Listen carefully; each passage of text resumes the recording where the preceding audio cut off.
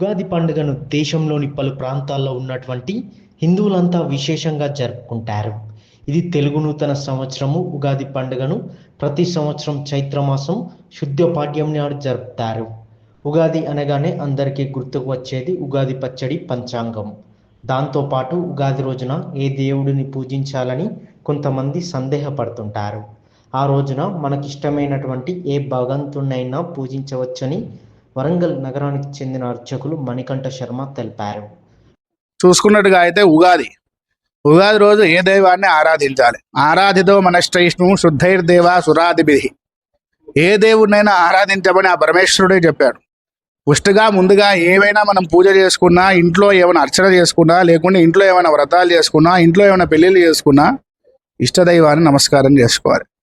ఇష్టదైవాన్ని ముందుగా ప్రార్థించిన తర్వాత ఆడవాళ్ళైతే గౌరమ్మని చేసుకొని ఆ గౌరమ్మని మా సౌభాగ్యము సంతతి బాగుండాలని పూజ చేయడము, మగవాళ్ళైతే మీ ఇంట్లో ఉన్నటువంటి ఏదైతే దేవుడు ఉంటాడో ఆ శివుడే అనుకోండి, విష్ణుమూర్తి అనుకోండి, వారికి ఆరాధన చేయడం.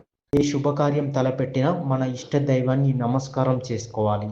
ఉగాది రోజున ఇష్ట దైవాన్ని ప్రార్థించిన తర్వాత ఆడవారు గౌరమ్మను చేసుకొని గౌరమ్మను పూజించాలి. మగవారు ఇంట్లో ఉండేటటువంటి శివుడు లేదా విష్ణుమూర్తిని ఆరాధించాలి. పూజ అనంతరం ఆ స్వామివారికి బూరలు నైవేద్యంగా సమర్పించాలి.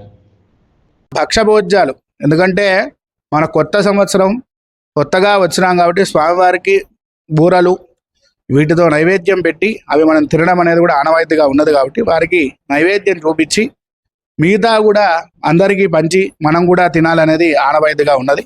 అలాగే దీంతో పాటు వృత్తిరీత్యా ఏదైతే ప్రతి ఒక్క వృత్తిలో ఉన్నటువంటి వాళ్ళు ఈరోజు ఉగాది రోజు ఏమిటంటే వాళ్ళకు ఉన్నటువంటి ఏదైతే బంగారం పని వాళ్ళే అనుకోండి, లేదా ఇతరత్ర మిషన్లే అనుకోండి, లేదా దేవాలయమే అనుకోండి, ఇవన్నీ కూడా శుద్ధి చేసి ఇక్కడి నుంచిలైనా మాకు ఎటువంటి ఆటంకం రాకుండా ఉండడం అనేది పూజ చేయడం జరుగుతుంది. సరే, ఇటువంటి ఆనవాయితీలు అనేది మనకు 2 సార్లు ఉన్నది. ఒకటి ఆయుధ పూజ అప్పుడు అనుకోండి, ఇప్పుడు అనుకోండి. ఎందుకంటే సంవత్సరం అంతా బాగుండాలి కాబట్టి మన వృత్తే మనకు దైవం కాబట్టి దాన్ని ముందుగా పూజించుకోవడం అనేది ఆనవాయితీగా వస్తున్నది.